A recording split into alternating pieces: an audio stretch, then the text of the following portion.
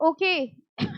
Now come to lesson number 12, special court tribunal under Companies Act and other legislations. चलिए नया chapter start करें हम लोग, special courts and tribunal. सबसे पहले तो ये डिस्कस करेंगे what is the difference between a court and a tribunal. Same होते हैं कि अलग होते हैं? अलग होते हैं। ट्रिब्यूनल अलग होता है, कोर्ट अलग होता है। क्या फर्क होता है बेसिकली? क्या हम लोग ये कह सकते हैं कि ट्रिब्यूनल स्पेशल कोर्ट होते हैं? क्या हम लोग ये कह सकते हैं कि ट्रिब्यूनल इसलिए बनाए गए हैं ताकि कुछ स्पेसिफिक मैटर्स जो हैं वो स्पेसिफिकली इन कोर्ट को डेलीगेट कर दिए जाएं? देखिए, अगर हम लोग इनिशियली स्टार्ट करते हैं, पहले जितने भी लॉज होते थे, प्रोविजंस होते थे, उन सब में अगर कोई मैटर एडजुडिकेटरी अथॉरिटी के पास जाता था तो सिर्फ एक ही एडजुडिकेटरी अथॉरिटी होती थी, कोर्ट। यानी सारे मैटर, चाहे वो कंपनीज एक्ट का मैटर हो, चाहे वो किसी भी एरिया का मैटर हो, वो कहाँ जाता था? Court, high court and all. और धीरे धीरे इन कोर्ट्स का, हाई कोर्ट का बर्डन इतना ज्यादा इंक्रीज हो गया कि ये सारे केसेस को टाइमली मैनेज नहीं कर पा रहे थे। तो ये सोचा गया कि इन कोर्ट्स के बर्डन को थोड़ा सा कम किया जाए और ऐसे स्पेशल कोर्ट्स बनाए जाएं, बल्कि quasi judicial authority. Quasi judicial authority एक शब्द है जो हम लोग यूज करते हैं। Quasi judicial means partially judicial. ये जो ट्रिब्यूनल होते हैं ये एक्चुअली कोर्ट नहीं होते, लेकिन ये काम कर रहे हैं किसका? कोर्ट्स का। तो जो हाई कोर्ट्स हैं उनके बर्डन को कम करने के लिए अलग अलग केसेस में स्पेशल ट्रिब्यूनल्स बनाए गए। तो सबसे पहले तो हम लोग ये देखेंगे कि ट्रिब्यूनल क्या होता है, कोर्ट क्या होता है। कोर्ट एक जुडिशियल अथॉरिटी होती है, जबकि ट्रिब्यूनल क्वाजी जुडिशियल अथॉरिटी होती है। ये एक्चुअली में जज नहीं है, लेकिन इनको पावर्स दे दी गई है, किसकी? जज की। और हमारे कंपनीज एक्ट ने भी इन्हीं कोर्ट्स को, इन्हीं स्पेशल कोर्ट्स को बनाया है, किस नाम से? NCLT and NCLAT। NCLT का मतलब क्या हुआ? National company law tribunal. यानी पहले कंपनी के सारे केसेस हाई कोर्ट में जाते थे, तो हाई कोर्ट का बर्डन बहुत ज्यादा इंक्रीज हो गया और टाइमली मैनर में केसेस सॉल्व नहीं हो पा रहे थे। तो कंपनीज एक्ट ने कहा कि कुछ ऐसे स्पेशल कोर्ट बनाए जाएं और कंपनी के सारे मैटर्स इन कोर्ट को दे दिए जाएं। अगर कंपनी के सारे मैटर्स इन स्पेशल कोर्ट में जाएंगे तो जाहिर सी बात है नंबर ऑफ केसेस ज्यादा होंगे, और मतलब नंबर ऑफ केसेस कम होंगे, इनफैक्ट सिर्फ कंपनी के केसेस होंगे, तो स्पीडली तरीके से डिसीजन मेकिंग हो सकती है।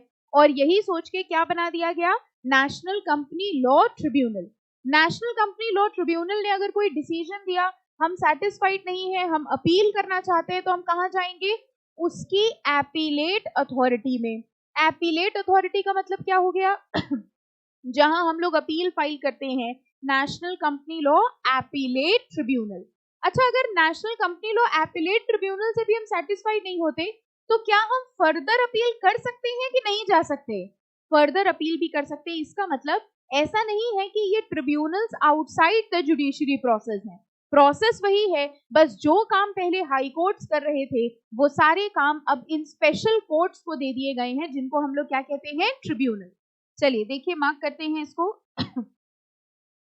The term tribunal is derived from the word tribunes, which means magistrates of classical Roman Republic. इसके नेक्स्ट पैराग्राफ में मार्क करना है आपको, फर्स्ट लाइन मार्क करिए। Tribunal is an administrative body. जितना जितना मार्क करा रहे हैं लाइंस वो मार्क करिएगा। Tribunal is an administrative body established for the purpose of discharging quasi judicial duties. Quasi judicial means partially judicial. An administrative tribunal is neither a court.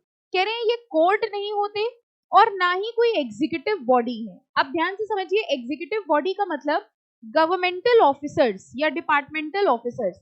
अगर हम आपसे कहें तो ट्रिब्यूनल जो होते हैं वो नॉर्मल ऑफिसर्स से कुछ ज्यादा होते हैं और एक्चुअल कोर्ट से कुछ कम होते हैं। सोचिए हमने क्या लाइन बोली?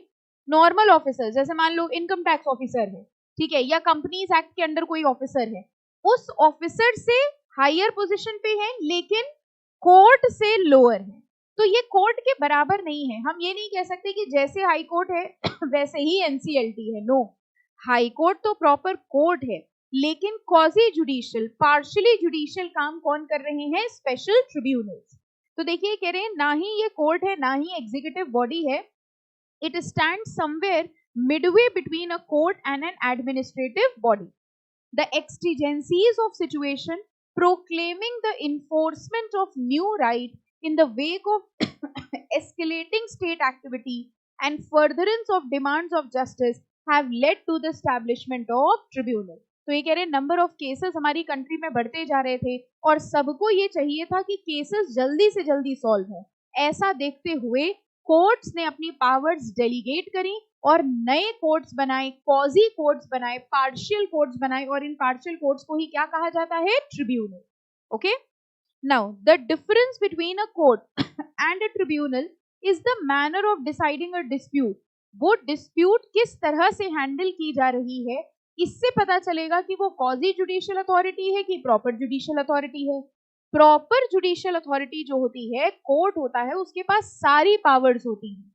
क्या ट्रिब्यूनल के पास भी सारी पावर्स होंगी? नो, ट्रिब्यूनल के पास सिर्फ वो पावर्स होंगी जो कोर्ट ने उसको डेलीगेट करी हैं। ओके, इसके बाद नेक्स्ट आपको मार्क करना है, नेक्स्ट आइए देखिए, टू ओवरकम द सिचुएशन। मिला? हाँ, यहाँ मार्क करिए। एक्चुअली ये बीच बीच में क्या है, कुछ अलग अलग केसेस हैं और उन केसेस की जजमेंट्स हैं। आप देख सकते हो, ये देखिए इटैलिक्स वगैरह में लिखा है, इन्वर्टेड कॉमर्स में लिखा है, और ये केस था तो उसी बारे में बता रहे हैं, सिर्फ वही सेम चीज रिपीट कर रहे हैं। ठीक है, तो मेन जो है वो मैं आपको मार्क करा दे रही। To overcome the situation that arose due to pendency of cases in various court. क्या प्रॉब्लम हो रही थी जब कोर्ट थे? पेंडेंसी ऑफ केसेस, इतने सारे केसेस और हाई कोर्ट्स इतने कम, इसकी वजह से जो एग्जिस्टिंग केसेस थे उनमें पेंडेंसी होती जा रही थी। ये आपने नॉर्मली भी सुना होगा कि बहुत लंबे समय तक केसेस चलते रहते हैं, डिसीजन नहीं आता। तो इन पेंडेंसी ऑफ केसेस को खत्म करने के लिए ये सोचा गया कि ऐसी अथॉरिटीज बना दी जाए जो कोर्ट ना हो लेकिन काम किसकी तरह करे?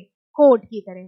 तो ये कह रहे to overcome the situation that arose due to pendency of cases in various court, domestic tribunal and other tribunals have been established under different statutes, जिनको क्या कहा जाता है? hereinafter referred to as tribunals. A tribunal in the legal perspective is different from a domestic tribunal. The domestic tribunal refers to administrative agencies designed to regulate the professional conduct and to enforce discipline among the members by exercising investigatory and adjudicatory power, whereas tribunals are quasi-judicial bodies established to adjudicate dispute. यहाँ पर देखिए दो चीजों में difference बताया है, domestic tribunal और एक नॉर्मल ट्रिब्यूनल। डोमेस्टिक ट्रिब्यूनल का मतलब ये होता है, ये कह रहे हैं मान लीजिए कोई भी अथॉरिटी है, जैसे आपको पता होगा कंपनी सेक्रेटरीज का भी एक एक्ट है और कंपनी सेक्रेटरीज के लिए भी रूल्स एंड रेगुलेशंस बनाए जाते हैं। अब आपके इंस्टीट्यूट ने एक कमिटी बनाई, एक डिसिप्लिनरी कमिटी बनाई, और उस कमिटी का काम ये देखना है कि सारे कंपनी सेक्रेटरी सही से काम कर रहे हैं कि नहीं कर रहे हैं। अगर वो सही से काम नहीं करेंगे तो उनके खिलाफ एक्शन लिया जाएगा। अब वो कमिटी जो कंपनी सेक्रेटरीज की इन्वेस्टिगेशन कर रही है, ये देख रही है कि आप सही से काम कर रहे हैं कि नहीं, क्या वो ट्रिब्यूनल है? वो क्या है? Domestic tribunal. Domestic tribunals adjudicatory authority नहीं है। डोमेस्टिक ट्रिब्यूनल एक वर्ड यूज किया गया है कोई भी ऐसी अथॉरिटी जो दूसरे पे चेक रख रही है, जबकि ट्रिब्यूनल क्या है? ट्रिब्यूनल है क्वाजी जुडिशियल अथॉरिटी। एनसीएलटी बताइए क्या है? डिसीजन दे सकता है कि नहीं दे सकता है? यस, एनसीएलटी बिल्कुल पैरेलल काम कर रहा है किसके? हाई कोर्ट्स के। जैसे कोर्ट कोई डिसीजन देता है बिल्कुल वैसे ही एनसीएलटी डिसीजन देगा। एनसीएलटी को सिर्फ चेक रखने के लिए नहीं बनाया गया है, एनसीएलटी को बनाया गया है एडजुडिकेशन के लिए। जब हम ये शब्द यूज करते हैं एडजुडिकेशन, इसका मतलब क्या हुआ? Judgment, decision making. Okay, so that is a basic difference between a domestic tribunal and a tribunal. कह रहे हैं tribunal are quasi judicial body established to adjudicate dispute related to specified matters. Specified matter क्या? NCLT में सारे तरीके के case हो सकते हैं? No, NCLT will be dealing only with cases relating to companies which exercise the jurisdiction according to the statute establishing them. अब next आइए देखिए, एक बैकग्राउंड लिखा होगा, background of establishment of NCLT. मिला? मार्क करिए इसको, इंपॉर्टेंट। और देखिए लिखा है on the recommendation of justice Eradi committee on law relating to insolvency and winding up, a specialized institution for corporate justice, that is tribunal, was to be set up. जो हमारा old Companies act था 1956, वहां पर tribunal की बात नहीं कही गई थी. वहां के जो सारे मैटर्स होते थे वो हाई कोर्ट के पास जाते थे. जब नया कंपनीज एक्ट बन रहा था तो अलग अलग कमिटीज ने अपने अपने रिकमेंडेशन दिए. हमने आपको बताया था ये कमिटीज क्या होती हैं, ये ग्रुप्स होते हैं, एजुकेशनलिस्ट के ग्रुप होते हैं, अलग अलग एक्सपर्ट्स होते हैं जो रिकमेंडेशन देते हैं कि कैसा एक्ट बनना चाहिए. तो ये एक कमिटी थी, जस्टिस इराडी कमिटी, और इन्होंने एक रिकमेंडेशन दिया कि अगर हम लोग नया कंपनीज एक्ट बना रहे हैं तो इसी कंपनीज एक्ट में हम लोग एक और सिस्टम नया इंट्रोड्यूस करें. किसका? ट्रिब्यूनल्स का. अगर हम लोग ये नया सिस्टम इंट्रोड्यूस करेंगे, ट्रिब्यूनल्स को लाएंगे, तो ट्रिब्यूनल्स के आने से हाई कोर्ट के ऊपर जो बर्डन पड़ रहा है वो कम हो जाएगा. प्लस जब एनसीएलटी, अब आप खुद सोच के देखिए, एनसीएलटी के पास सिर्फ कौन से केसेस आते हैं? कंपनीज के. तो आपको नहीं लगता NCLT will be more expertise, ज्यादा एक्सपीरियंस होगा, क्योंकि एक ही जैसे केसेस बार बार आ रहे हैं, जबकि हाई कोर्ट में तो हर तरीके के केसेस आते हैं. तो जस्टिस इराडी कमेटी ने ये कहा कि न्यू कंपनीज एक्ट 2013 जो बनाया जाए, उसके अंदर एक कॉन्सेप्ट होना चाहिए नेशनल कंपनी लॉ ट्रिब्यूनल का. और इन्हीं की रिकमेंडेशन पर हमारे नए कंपनीज एक्ट में ट्रिब्यूनल का कॉन्सेप्ट लॉन्च किया गया. और जब ये आया तो जहां जहां पर भी कोर्ट की परमिशन लिखा हुआ था, उन सब जगह न्यू एक्ट में क्या लिख दिया गया? ट्रिब्यूनल.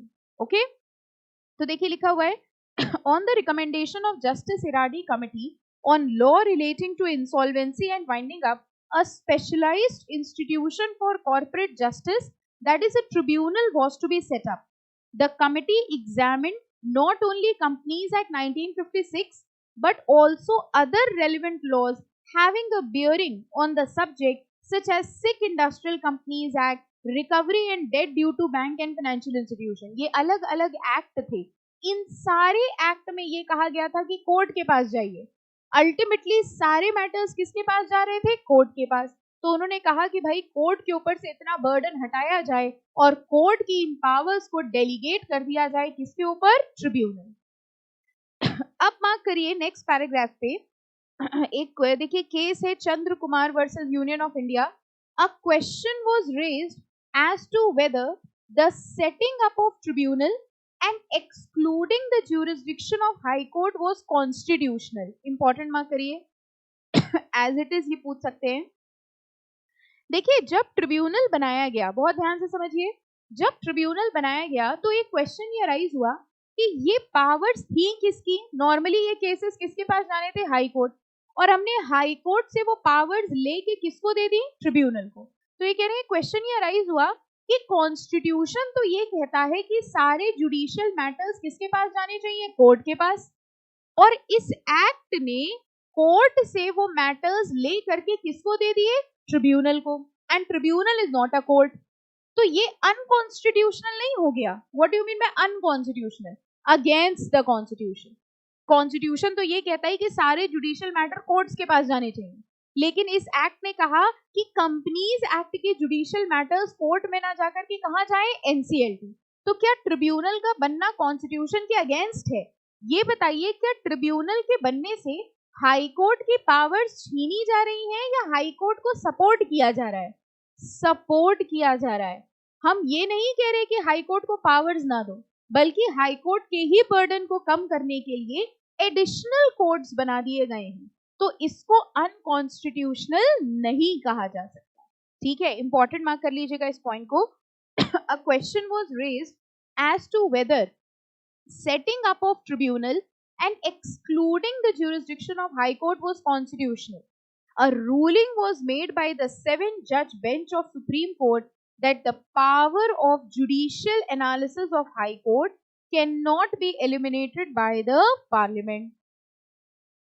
अगला पैराग्राफ भी मार्क करिए. The Supreme Court under Article 32 and the High Court under 226 form the basic structure of the Constitution. The jurisdiction of High Court, देखिए ये लाइन क्या है? Jurisdiction of the High Court cannot be exiled, and on the other hand, the tribunal may function as supplemental part of judiciary system.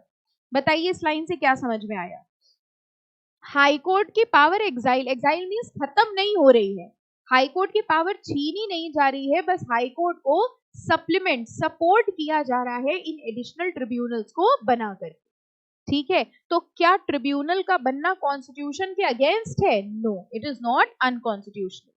The tribunal may continue to act like court of first instance in respect of the areas of law for which they have been constituted. जिस particular area के लिए वो बनाए गए हैं, जिस particular field के लिए वो बनाए गए हैं, उन्हीं फील्ड्स को वो मैनेज करेंगे। बाकी किसी और एरिया में, जैसे अगर एनसीएलटी है, एनसीएलटी सिर्फ कंपनीज के मैटर देखता है, क्या कोई और मैटर भी एनसीएलटी के पास आ सकता है? नो। ठीक है, तो ये सिर्फ उन पर्टिकुलर मैटर्स के लिए बनाए गए हैं, उन्हीं पर्टिकुलर मैटर्स का एडजुडिकेशन देखा जाएगा। समझ आ रहा है चैप्टर? इजी सा है। ठीक है, अच्छा नेक्स्ट आइए। इसके बाद सीधे आपको आना है, हाँ नेक्स्ट पेज पे देखो एक लिखा होगा आफ्टर अ लॉन्ग जर्नी, मिला? तो देखिए क्वेश्चन रेज हुआ था कि इन ट्रिब्यूनल्स का बनना क्या अनकॉन्स्टिट्यूशनल है, तो वहां हम लोगों ने देखा अनकॉन्स्टिट्यूशनल नहीं है, लेकिन बहुत सारे केसेस में ना ये लड़ाई चलती रही कि ट्रिब्यूनल बनने चाहिए कि नहीं बनने चाहिए, बनने चाहिए कि नहीं बनने। कुछ लोग कह रहे थे नहीं ट्रिब्यूनल बनेगा तो कोर्ट की पावर कम हो रही है, कुछ लोग का कहना था नहीं ट्रिब्यूनल बनेगा तो बल्कि कोर्ट्स को सपोर्ट ही होगा। और इतने सारे डिस्प्यूट के बाद ये लड़ाई देखो कितने साल तक चली। After a long journey of 14 years, the controversial phase has come to an end with the constitution of tribunal. Finally, tribunal बने कि नहीं बने? बने। कह रहे ट्रिब्यूनल और एपलेट ट्रिब्यूनल को बनाया गया as notified by central government with effect from 1st June 2016. The new judicial forum, apart from exercising the powers of erstwhile CLB, शायद आपने ये शब्द ना सुना हो, CLB is company law board. अब अच्छा लिख लो पहले फिर सुनना, company law board. Old Companies Act में, ओल्ड कंपनीज एक्ट मतलब 1956 एक्ट में एक अथॉरिटी होती थी CLB, कंपनी लॉ बोर्ड, और जितने भी काम जो आप यहाँ पे ट्रिब्यूनल देखते हो ना, ट्रिब्यूनल से परमिशन ले लीजिए, ट्रिब्यूनल से अग्रीमेंट कर लीजिए, मतलब परमिशन ग्रांट करवा लीजिए, ये सारे काम पहले करता था CLB, कंपनी लॉ बोर्ड। ठीक है, जब नया एक्ट आया तो कंपनी लॉ बोर्ड का काम खत्म कर दिया। आप देखिए आपने इतनी कंपनी लॉ पढ़ी, कहीं CLB आया आज तक? No, because CLB was an authority under the old Companies Act. अब नए कंपनीज एक्ट में कोर्ट की पावर प्लस CLB के सारे काम, ये सब किसको दे दिए गए? ट्रिब्यूनल को। ओके, तभी उन्होंने देखो एक वर्ड लिखा है अर्ट्सवाइल। अर्ट्सवाइल का मतलब समझे क्या हुआ? पुराना जो एक्ट था, पुराना। Erstwhile means old, earlier. So the new judicial forum, apart from exercising the powers of CLB, will also carry out the work as currently being carried out by the High Court. मतलब ये जो नया tribunal बन रहा है, ये CLB के काम तो करेगा ही करेगा, साथ में वो काम भी करेगा जो फिलहाल कंपनी के मैटर्स पे कौन करता है? High court. तो ओल्ड कंपनीज एक्ट में बहुत सारे ऐसे सेक्शंस थे जहां पर लिखा हुआ था कि हाई कोर्ट की परमिशन चाहिए। हाई कोर्ट की परमिशन को अब वहां से हटा करके सब जगह क्या कर दिया गया है? ट्रिब्यूनल। इनफैक्ट कई बार जब आप नेट पे कोई सेक्शन सर्च करेंगे तो कई बार पुराना भी खुल जाता है। मान लीजिए आपने सिर्फ डाल दिया सेक्शन 23 ऑफ कंपनीज एक्ट, बस इतना लिखा, अब वो ध्यान से देख लीजिएगा वो 1956 एक्ट का खुला है कि 2013 एक्ट का खुला है। तो 1956 एक्ट कभी ऐसे अगर खुल जाए या नेट पे तो ऑब्वियसली अवेलेबल रहता है, तो उसमें सारे वर्ड्स लिखे होते हैं, हाई कोर्ट या जहां कहीं पे भी CLB ये सब लिखा है, ये वर्ड्स आ रहे हैं, इसका मतलब वो 1956 एक्ट की बात हो रही है। और यही सारे रोल, कंपनी लॉ बोर्ड का रोल, हाई कोर्ट का रोल, अब न्यू एक्ट में किसको दे दिया गया? ट्रिब्यूनल। कुल मिला के आप ऐसे समझ सकते हो, कंपनीज एक्ट के अंदर जहां जहां आप ट्रिब्यूनल देखते हो वहां पर पहले या तो CLB था या हाई कोर्ट। ओके आगे देखिए लिखा है, नेक्स्ट पैराग्राफ में मार्क करो, tribunal is a quasi judicial body. फिर वही चीज लिखी है, ट्रिब्यूनल एक क्वाजी जुडिशियल बॉडी होती है, and the primary objective of constituting the tribunal is to provide a simpler, speedier and more accessible dispute resolution mechanism. What do you mean by dispute resolution mechanism? Dispute resolution, dispute को solve करने के लिए एक mechanism बनाया गया है जिसको हम लोग क्या कह रहे हैं, ट्रिब्यूनल। और ये ट्रिब्यूनल केसेस को सिंपल तरह से स्पीडी तौर पर सॉल्व कर देता है। द ट्रिब्यूनल वाज एस्टैब्लिश्ड, देखिए इसका भी सेक्शन है कंपनीज एक्ट के अंदर। The tribunal was established under section 408 of the companies Act and has become effective from obviously 1st June 2016. National company law Tribunal और इसकी एपिलेट अथॉरिटी, कौन सी एपिलेट अथॉरिटी है, National company Law Appellate Tribunal have been constituted by central government under section 408 and 410 of the companies Act. यानी ये tribunal का constitution is govern under Companies Act. Companies Act का एक section है जिसने ट्रिब्यूनल्स को बनाया है। समझ आ गया, ठीक है। अब कह रहे हैं कॉन्स्टिट्यूशन क्या है नेशनल कंपनी लॉ ट्रिब्यूनल का, मार्क करिए इसको भी। As per section 408 of the Companies Act, the central government shall by notification constitute a tribunal to be known as National Company Law Tribunal. किसने बनाया है NCLT? सेंट्रल गवर्नमेंट ने। Consisting of a president, इस NCLT का जो head होगा उसको हम क्या कहेंगे, president. And such number of judicial and technical members as central government में डीम नेसेसरी। मतलब समझिए जो ट्रिब्यूनल है उसमें एक हेड होगा और बहुत सारे मेंबर्स होंगे। जो हेड होगा उसको हम क्या बुलाएंगे, प्रेसिडेंट। और ये जो मेंबर्स हैं इसमें दो तरीके के मेंबर्स हैं, judicial members and technical member. Judicial members का मतलब समझिए ये वो मेंबर्स होते हैं जिनका जुडिशियल बैकग्राउंड है, मतलब जो पहले जज रह चुके हैं, ठीक है, हाई कोर्ट का जज रह चुके हैं, जुडिशियल बैकग्राउंड। टेक्निकल मेंबर्स वो मेंबर्स होते हैं जो अलग अलग फील्ड के एक्सपर्ट्स होते हैं। अब ये कह रहे हैं एनसीएलटी में हमें ऐसे जज चाहिए जो जज भी हो, जज का भी बैकग्राउंड हो, प्लस उनके पास एक्सपर्टाइज नॉलेज भी हो। तो उन्होंने कहा ट्रिब्यूनल के मेंबर्स में हम लोग दो तरीके के मेंबर्स रखते हैं। कुछ मेंबर्स वो हैं जिनके पास जुडिशियल बैकग्राउंड है, ठीक है, जो पहले जज रह चुके हों, और कुछ मेंबर्स वो हैं जो टेक्निकल फील्ड, टेक्निकल समझते हैं, अलग अलग फील्ड के एक्सपर्ट्स हैं, तभी बेटर डिसीजन हो सकता है। ओके, ये सब लोग मिला के क्या बनाएंगे, ट्रिब्यूनल।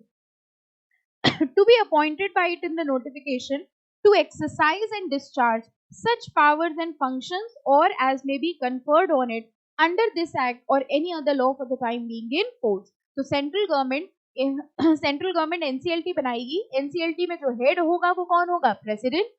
इसमें दो तरीके के मेंबर्स होंगे, कौन कौन, judicial member and technical members. और ये कितने होंगे ये कौन डिसाइड करेगा, central government time to time notification देके निकालेगा। ओके, अब देखिए इन्होंने पावर्स एक्सरसाइजेबल या सेक्शंस दिए हैं, ठीक है, ये एज सच नहीं करना है आपको, ये सिर्फ इसमें बता रहे हैं कि कौन कौन से पावर्स हैं एनसीएलटी के पास और कौन से सेक्शन के अंदर हैं, ठीक है। तो क्या क्या काम एनसीएलटी कर सकता है, क्योंकि ऑब्वियसली हम लोगों ने पूरे कंपनीज एक्ट में देखा है ट्रिब्यूनल क्या क्या कर सकता है, हर वो सेक्शन कंपनीज एक्ट। अब आप पन्ने पलटने में बिजी हो गए कि वहां पहुंच जाए हम, रुको हम भी पहुंचेंगे अभी।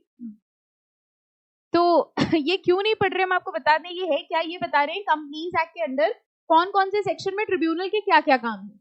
लेकिन ये तो आपको ऑलरेडी पता है क्योंकि आप कंपनीज एक्ट ऑलरेडी पढ़ चुके हो। तो जहां जहां हम लोग पढ़ते हैं ट्रिब्यूनल की परमिशन चाहिए, वो सारे powers are specified under here, ठीक है। तो यहाँ एज सच करने की जरूरत नहीं है, that is already covered in company law. अब इसके बाद आइए देखिए बहुत सारे इन्होंने पॉइंट्स दे दिए हैं इसके अंदर। इसके बाद देखिए नेक्स्ट टॉपिक क्या दिया है इन्होंने, हाँ, constitution of appellate tribunal. Okay, अच्छा एक बात बताइए, मान जैसे हमने ये टॉपिक आपको स्किप करा दिया, मान लो ये क्वेश्चन वैसे तो आता नहीं है इस चैप्टर से, एक ही चीजें आती हैं, लेकिन मान लीजिए क्वेश्चन आ गया, what are the powers of tribunal as per the companies act. ये सब्जेक्ट कौन सा चल रहा है, ठीक है, this is not company law, ज्यूरिस चल रहा है। अब ज्यूरिस में ये चैप्टर है, मान लो ज्यूरिस में क्वेश्चन आ गया, what are the powers of national company law tribunal as per the companies act, मान लो ये क्वेश्चन आ गया। तो पहले तो आई होप आप ये ऑब्जेक्शन रेज नहीं करेंगे कि this is the juris paper, you can not ask such questions, ठीक है, ये समझ जाओगे ना कौन से चैप्टर का है। अच्छा, अब आपको ये तो याद आ जाएगा तुरंत, ये तो वही है जो स्किप कराया गया था, ठीक है, चलो ठीक है, आगे क्या करोगे, क्या लिखोगे बताओ। कंपनीज एक्ट में जिस जिस प्रोविजन में हम लोग ये पढ़ते हैं कि हमको ट्रिब्यूनल की कंसेंट चाहिए, वो सारे प्रोविजंस आपको लिखने हैं और वो यही है, ऐसा नहीं आप बना के लिख रहे हैं, वो बाय डिफॉल्ट यही है। समझ में आया करना क्या है? तो कंपनीज एक्ट में हम लोग जहां जहां पर भी ये पढ़ते हैं एनसीएलटी की परमिशन चाहिए या ट्रिब्यूनल की परमिशन चाहिए, वो सारे पावर्स जो हैं जितने भी याद आ जाए, 4 5 6 जो भी याद आ जाए, वो आपको इस आंसर में लिखने हैं। ठीक है, तो कुल मिला के हमने आपको ये स्किप भी करा दिया और ये भी बता दिया अगर ये आ जाए तो आप स्किप नहीं करेंगे। समझ में आ गया क्या लिखना है? पक्का? ठीक है, चलो। अब है कॉन्स्टिट्यूशन ऑफ एपिलेट ट्रिब्यूनल। अभी तो पढ़ा था कॉन्स्टिट्यूशन, जुडिशियल मेंबर थे, टेक्निकल मेंबर थे, वो किसका था कॉन्स्टिट्यूशन? देख कर आइए वो किसका था। अब आप देखने भी नहीं जा रहे, कौन इतनी दूर जाए। वो एनसीएलटी का था। ये किसका है? एनसीएलटी, एपिलेट ट्रिब्यूनल का। ठीक है, मार्क करिए, इंपॉर्टेंट। इनको भी सेंट्रल गवर्नमेंट ने बनाया है। The central government shell by notification constitute with effect from such date as may be specified and appellate tribunal to be known as National Company Law Appellate Tribunal। इसमें कौन कौन है जरा देखिए। कंसिस्टिंग ऑफ अ चेयरपर्सन, उसके head को क्या बोल रहे थे? प्रेसिडेंट। इनके हेड को क्या बोलेंगे? Chairperson. And such number of judicial and technical members not exceeding 11। वहां कितने थे? वहां लिमिट एज सच स्पेसिफाइड नहीं थी, central government time to time specify कर सकता है। वैसे फिलहाल 32 जैसे उन्होंने स्पेसिफाई 32 मेंबर्स हैं, लेकिन वो central government time to time change कर सकता है। इसके लिए स्पेसिफिकली एक्ट में लिख दिया कि इनके जुडिशियल और टेक्निकल मेंबर्स होंगे not exceeding 11 as the central government में deem fit to be appointed by it by notification for, क्या काम है इनका? For hearing appeal against the orders of tribunal. तो tribunal, national company law tribunal के खिलाफ अगर हमें अपील करनी है तो हम किसके पास जाएंगे? एनसीएलएटी। एनसीएलएटी की कॉम्पोजिशन की बात करें तो हेड कौन होगा? चेयरपर्सन। इसमें भी जुडिशियल और टेक्निकल मेंबर्स होंगे बट नॉट एक्सीडिंग 11। दोनों की कॉम्पोजिशन याद कर लेंगे? पक्का? Okay. Now benches of tribunal, ये क्या मतलब? वो बेंचे पड़ी है वहां जो हम लोग जिसको पैनल ऑफ जजेस बोलते हैं, उसको लॉ की लैंग्वेज में बेंचेस बोलते हैं। बेंच का मतलब, जैसे हम लोग कह रहे हैं कि एनसीएलटी में हमारा केस गया, तो एनसीएलटी का मतलब ये नहीं कि एक एनसीएलटी है, वही प्रेसिडेंट, वही जुडिशियल सारे मेंबर आपका केस हैंडल कर रहे हैं। ट्रिब्यूनल ने अलग अलग केसेस को हियर करने के लिए अपनी अलग अलग बेंचेस बनाई हैं। जैसे हम लोग कहते हैं हमारा केस अ पैनल ऑफ 2 जजेस आर हियरिंग। पैनल ऑफ 2 जजेस मतलब हमारे केस में 2 जजेस हैं, तो ये उनकी एक बेंच होती है। ठीक है, तो जब भी ट्रिब्यूनल किसी मैटर में कि कुछ जजेस को अपॉइंट करता है, जजेस क्या? मेंबर्स को अपॉइंट करता है, जुडिशियल टेक्निकल मेंबर्स को, उसको क्या कहा जाता है? बेंच। अब एक सिंगल बेंच होती है, एक डिवीजन बेंच होती है। सिंगल बेंच में बताओ कितने जज होंगे? 1। डिवीजन बेंच में 2। तो ऐसे अलग अलग बेंचेस बनती हैं। ठीक है, इनकी बेंचेस के लिए देखिए there shall be constituted such number of benches of the tribunal as may by notification be specified by the central government। तो कितनी बेंचेस बननी है वो भी सेंट्रल गवर्नमेंट स्पेसिफाई करेगा। तो ये जो ट्रिब्यूनल के मेंबर्स हैं ये बेंचेस में बैठ के डिसीजन लेते हैं। सिंगल बेंच में एक अकेला जज अकेले बेंच में बैठ गए, डिवीजन में दोनों बगल बगल बैठ गए, ऐसा तो नहीं लग रहा। बेंच मतलब पैनल। प्रिंसिपल बेंच, देखो मेन बेंच कहाँ रखी है इनकी। Principal bench of the tribunal shall be at New Delhi, which shall be presided over by the president of the tribunal। यानी जो मेन हेड बेंच है आप ये कह सकते हो वो न्यू दिल्ली में है, और ऑब्वियसली उसका हेड कौन होगा? प्रेसिडेंट। प्रेसिडेंट किसका हेड था? एनसीएलटी का, और एनसीएलएटी का चेयरपर्सन। थर्ड देखो अपने आप समझ में आया? बेंच में कौन कौन बैठा है?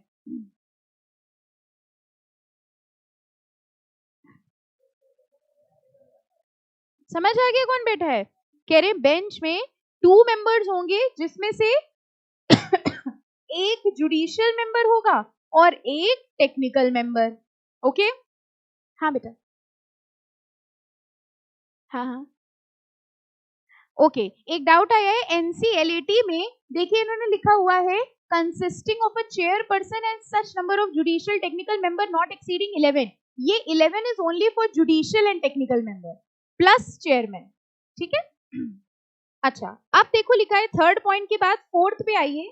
The central government may by notification establish such number of benches of the tribunal as it may consider necessary to exercise jurisdiction, power and authorities of adjudicatory authority conferred on such tribunal under insolvency and bankruptcy code.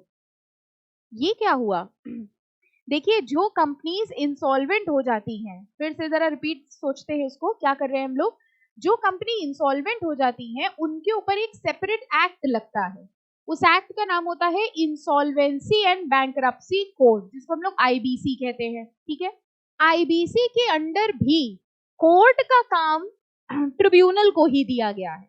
ठीक है? Insolvency companies की भी हो सकती है, individual की भी हो सकती है, पार्टनरशिप की भी हो सकती है, सबकी हो सकती है. कंपनीज की इंसॉल्वेंसी का मैटर किसको दिया गया है? एनसीएलटी को. तो ये कह रहे हैं एनसीएलटी कंपनीज एक्ट के अंडर भी जज का काम करेगा और इंसॉल्वेंसी एंड बैंक्रप्सी कोड के अंदर भी जज का जो काम है वो किसको दे दिया गया है? एनसीएलटी. समझ में आया क्या हुआ? यानी कंपनीज एक्ट के अंदर जो कोर्ट के मैटर्स है वो भी एनसीएलटी के पास जाएंगे.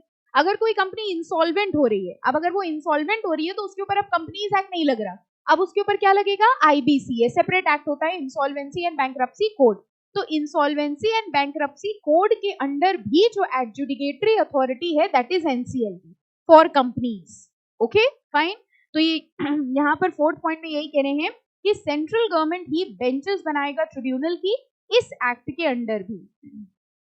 फोर्थ आ गया सबको? पक्का? हाँ या ना? अच्छा, फिफ्थ ये बताइए, जैसे बेंचेस डिसीजन दे रहे हैं, बेंच में कौन कौन था? एक टेक्निकल मेंबर था, एक जुडिशियल मेंबर था कम से कम. ठीक है? अगर मान लीजिए कोई ऐसा डिसीजन होता है, मान लीजिए बेंच में, जैसे ये कह रहे हैं एटलीस्ट एक जुडिशियल मेंबर है और एक टेक्निकल. कई बार क्या होता है कि बड़ी बेंच होती है, बड़ी बेंच समझ गए, ज्यादा मेंबर्स होते हैं. तो अगर मान लीजिए 2 से ज्यादा मेंबर्स हैं तो डिसीजन कैसे होगा? मतलब मान लो 3 जज हैं या 3 मेंबर्स हैं. ठीक है? अब डिसीजन कैसे होगा? मेजॉरिटी के हिसाब से. अगर मान लो 2 हैं या मेजॉरिटी ऐसी है कि इक्वल हो गया, अब क्या करें? पहले ये समझ, आपका अपना एक्ट ना, आपने अपने एक्ट का क्लॉज बताया ना. देखो पहले समझो हम बता क्या रहे हैं. हम ये कह रहे हैं बेंच में 2 मेंबर थे, एक टेक्निकल और एक जुडिशियल. ठीक है? मान लीजिए ये दोनों मेंबर सेम डिसीजन देते हैं तो कोई प्रॉब्लम नहीं है. लेकिन कई बार ऐसा हो सकता है कि दोनों के डिसीजंस या दोनों के ओपिनियन डिफरेंट हो. सिमिलरली मान लीजिए कोई बड़ी बेंच है जिसमें मान लो 6 जजेस का पैनल बनाया गया, 6 मेंबर का पैनल बनाया गया. अब मान लो 3 की एक ओपिनियन है, 3 की एक ओपिनियन है. तो यहाँ पर क्लॉज ये कह रहा है कि अगर ज्यादा मेंबर्स हैं तो मेजॉरिटी के हिसाब से डिसीजन लिया जाएगा. ठीक है? और अगर मान लीजिए इक्वालिटी आ जाती है, 3 हाँ कह रहे हैं, 3 ना कह रहे हैं, तो जिन पॉइंट्स पे वो डिफर कर रहे हैं वो पॉइंट्स फिर उसी ट्रिब्यूनल के दूसरे मेंबर्स के पास ले जाएंगे. ठीक है? उनके पास वो डिसीजन जाएगा, केस नहीं जाएगा, सिर्फ वो डिफरेंस इन ओपिनियन के पॉइंट्स, और वो मेंबर्स फिर जो डिसीजन देंगे वो फाइनल माना जाएगा. कुल मिला के आप ऐसे समझ सकते हो कि अगर उस बेंच के जजेस के बीच में कॉन्सेंसस नहीं बन रहा है, व्हाट इज कॉन्सेंसस? हाँ, मतलब आपसी सहमति नहीं बन रही है, तो ट्रिब्यूनल के जो दूसरे मेंबर्स हैं उनके पास जाके डिस्कशन किया जाएगा और उनकी जो ओपिनियन है उसके हिसाब से डिसीजन लिया जाएगा. समझ में आया कंसेंसस कैसे सॉल्व हो रहा है? आपके एक्ट के हिसाब से प्रेसिडेंट के पास जा रहे थे.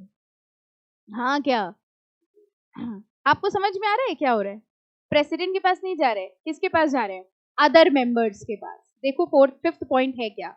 If the members of a bench differ in opinion on any point और point, it shall be decided according to the majority. सबसे पहला तरीका तो यही है, मेजॉरिटी के हिसाब से डिसाइड होगा. If there is a majority, but if the members are equally divided, जब मेजॉरिटी देखने गए तो सब इक्वली डिवाइड हो गए, 3 हाँ कह रहे, 3 ना कह रहे, they shall state the point or points on which they differ and the case shall be referred by the president. to the president नहीं लिखा है, by the president for hearing on such point. देखो किसको दिया जा रहा है? by one or more of other members of the tribunal. ठीक है, वही मैटर्स जाएंगे किसके पास, अदर मेंबर्स के पास, and such points shall be decided according to the opinion of majority of the members who have heard the case, including those who first heard it. ठीक है, तो यानी बेंच में जितने मेंबर्स हैं पहले उसमें मेजॉरिटी देखेंगे, अगर उनमें मेजॉरिटी नहीं बन रही है तो ट्रिब्यूनल के बाकी मेंबर्स के पास जाएंगे, ठीक है, और फिर उस हिसाब से देखा जाएगा कि मेजॉरिटी मेंबर्स क्या डिसीजन देना चाह रहे हैं. ये प्रॉब्लम अराइज कब होगी, जब कंसेंसस नहीं बन रही. अगर दोनों जजेस, दो मेंबर्स हैं, दोनों एक बार में हाँ बोलना चाह रहे हैं तो कोई प्रॉब्लम अराइज ही नहीं होगी. समझ आ गया, ठीक है. Now orders of the tribunal. देखिए द ट्रिब्यूनल में बहुत सिंपल सा पोर्शन है ये. द ट्रिब्यूनल में after giving the parties to any proceeding a reasonable opportunity of being heard, pass such orders thereon as it thinks fit. बताओ इस line में कोई दिक्कत, क्या लिखा है, कोई भी डिसीजन देने के पहले ट्रिब्यूनल क्या करेगा, reasonable opportunity of being heard दी जाएगी पार्टीज को. हमने आपको पहले भी बताया किसी भी लॉ के अंदर कहीं पर भी अगर किसी के खिलाफ कोई डिसीजन दिया जा रहा है तो उसके पहले उसको सफाई देने का मौका दिया जाता है कि आप अपनी सफाई में कुछ कहिए. और ये जो सफाई देने का मौका होता है इसी को ही हम लोग लॉ में क्या कहते हैं, अपॉर्चुनिटी ऑफ बीइंग हर्ड. तो ट्रिब्यूनल अपना कोई भी डिसीजन देने के पहले क्या करेगा, reasonable opportunity of being heard provide करेगा. आ गया समझ में पॉइंट, थोड़ा टफ था, हो गया मैनेज. अच्छा फिफ्थ, हाँ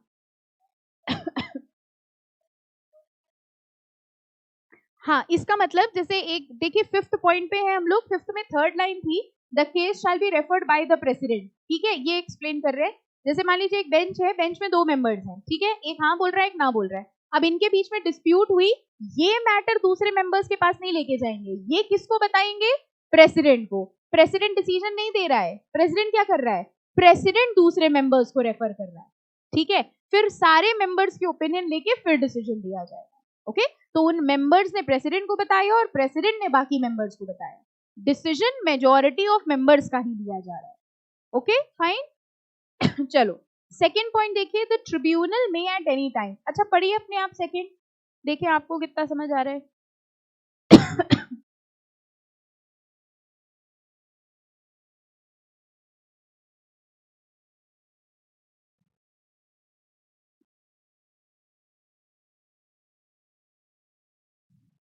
आ गया समझ में.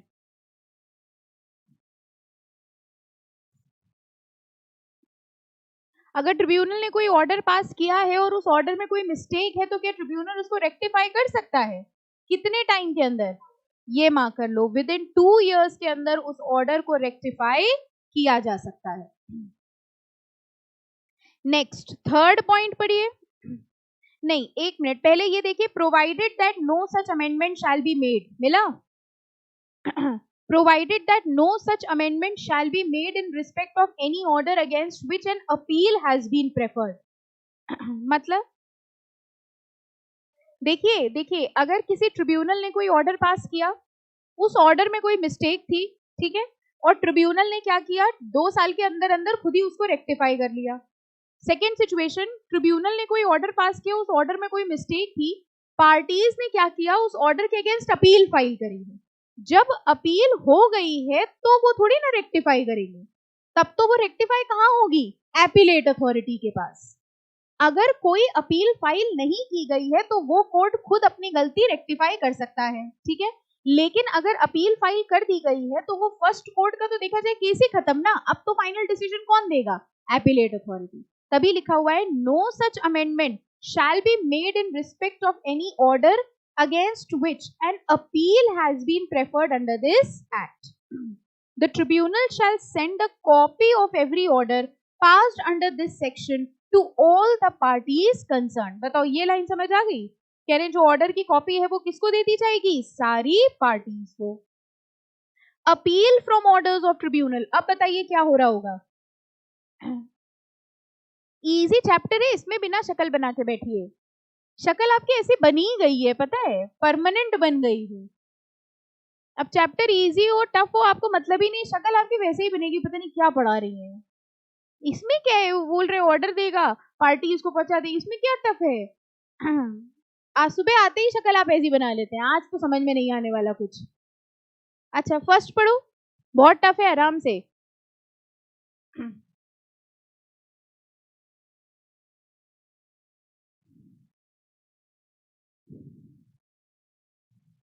देखो शायद 4-5 बार में आए।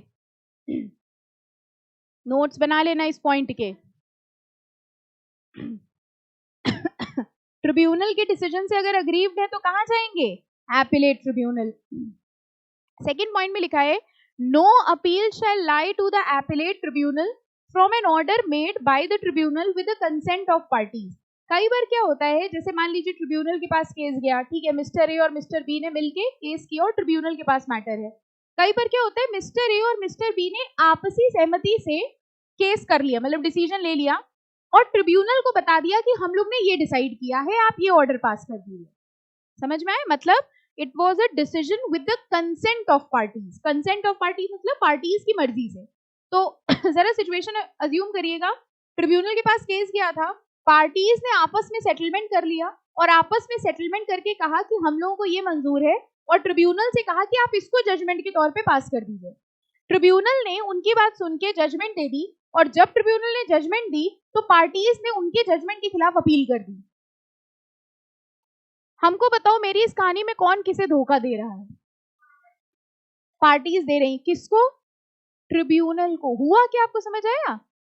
पार्टीज ने पहले डिसाइड किया कि हम लोग ने आपसे में सुलह कर ली है और आप ये डिसीजन दे दीजिए। ट्रिब्यूनल ने कहा बहुत अच्छी बात है, अगर पार्टीज में सेटलमेंट हो गई इससे अच्छी बात क्या हो सकती है। उन्होंने ट्रिब्यूनल को कहा और ट्रिब्यूनल ने वही डिसीजन दे दिया। ट्रिब्यूनल के डिसीजन देते ही पार्टीज ने अपील कर दी। अपील तो तब होगी जब आप ट्रिब्यूनल के डिसीजन से सेटिस्फाइड ना हो। ट्रिब्यूनल के डिसीजन से तो आप सेटिस्फाइड थे, तभी तो आपने ट्रिब्यूनल को बोला था वो डिसीजन देने का।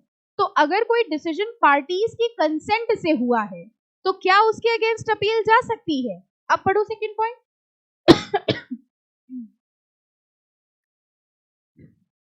ठीक है, चलिए आगे। थर्ड भी बहुत टफ है, देखो जरा ट्राई करो, आपसे हो पाएगा, नहीं तो छोड़े फिर।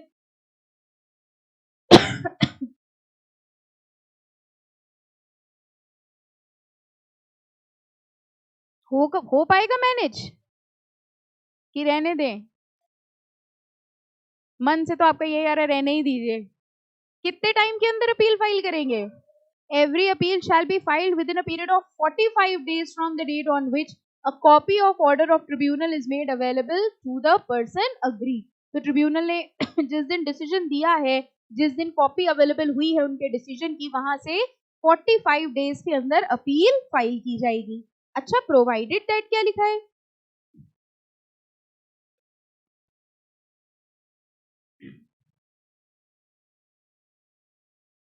कोई दिक्कत? कह रहे हैं कि अगर सफिशिएंट कॉज है तो क्या इस पीरियड को एक्सटेंड कर सकते हैं? कितना टाइम पीरियड? हाँ, कह रहे हैं set period of 45 days but within a further period not exceeding 45 days। अच्छा, फोर्थ पॉइंट देखिए, on receipt of an appeal the appellate tribunal shall after giving the parties to the appeal a reasonable opportunity of being heard pass such order as it thinks fit confirming, modifying और setting aside the order appeal against। क्या हो रहा है यहाँ पे, कौन decision दे रहा है? Appellate authority. कह रहे हैं एपिलेट ट्रिब्यूनल, आप खुद सोचिए, ट्रिब्यूनल ने डिसीजन दिया, उसके खिलाफ हमने अपील कहाँ करी? एपिलेट ट्रिब्यूनल ने। एपिलेट ट्रिब्यूनल या तो ट्रिब्यूनल के डिसीजन को कंफर्म करेगा, मतलब कि ट्रिब्यूनल ने जो कहा था सही कहा था, या तो उनके दिए गए डिसीजन को मॉडिफाई करेगा कि उन्होंने दिया तो ठीक था, हाँ ये मिस्टेक्स थे, अब हम चेंज कर दे रहे हैं, या तो सेट असाइड मतलब कैंसिल कर देगा कि भाई ट्रिब्यूनल ने जो डिसीजन दिया था वो गलत था, हम उसको चेंज कर रहे हैं।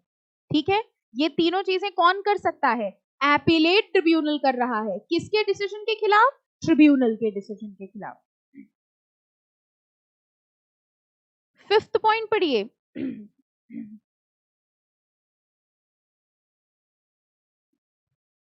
Okay, the appellate tribunal shall send a copy of every order made by it to the tribunal and the parties to appeal, parties को भेजेंगे और ट्रिब्यूनल को भेजेंगे. Now expeditious disposal by tribunal and appellate tribunal. अच्छा मान लीजिए court को जब हम लोग केस भेजते थे पहले के टाइम पे, सारे केसेस कोर्ट में जाते थे, तो कोर्ट जल्दी डिसीजन देता था कि तारीख पे तारीख मिलती थी. अच्छा आपने इमोशनली भी बोला, हमने बोला डायलॉग, लेकिन हमने तो ऐसे ही बोल दिया, आपने पूरा वैसे ही बोल के दिखाया जैसे पिक्चर में बोला गया था. एनीवेज केस जो है वो चलते रहते हैं, बहुत लंबा ड्यूरेशन होता है, और इन्हीं पेंडेंसी की वजह से ये सोचा गया था कि मैटर किसको दिया जाए, ट्रिब्यूनल को. ट्रिब्यूनल को केस भेजा गया, 25 साल हो गए, अभी भी मैटर ट्रिब्यूनल के पास है. तो आपको नहीं लगता इससे बेटर क्या था, कोर्ट ही ना चले जाते? तो क्या होगा प्रोविजन इनके लिए, हेडिंग पढ़ो. एक्सपीडिशियस, एक्सपीडिशियस मतलब स्पीडली. ट्रिब्यूनल और एपेलेट ट्रिब्यूनल को केसेस जल्दी सॉल्व करने हैं. जरा पढ़ो कितनी जल्दी सॉल्व करें.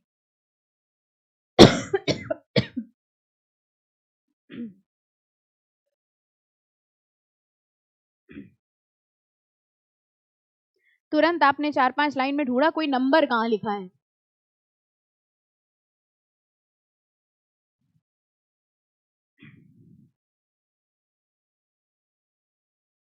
कितने टाइम पे डिस्पोजल करना है? कोशिश करनी है कि डिस्पोज हो जाए within 3 months from the date of its presentation.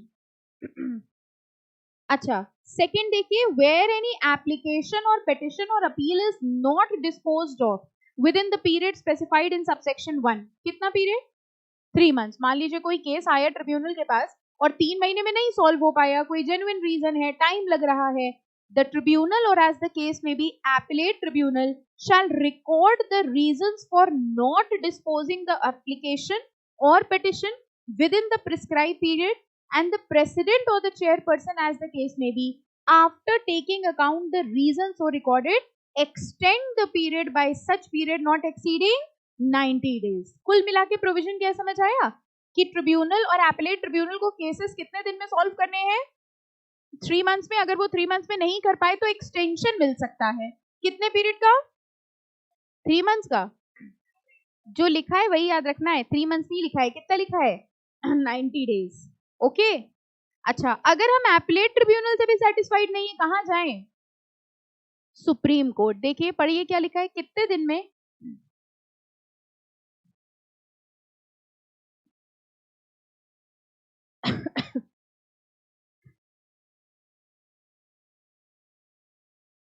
ठीक है.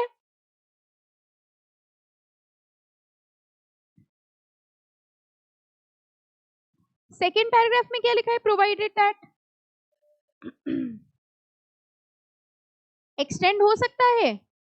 कह रहे प्रोवाइडेड दैट सुप्रीम कोर्ट में, if it is satisfied that appellant was prevented by sufficient cause from filing the appeal within the said period, allow it to be filed within a further period not exceeding 60 days. Okay?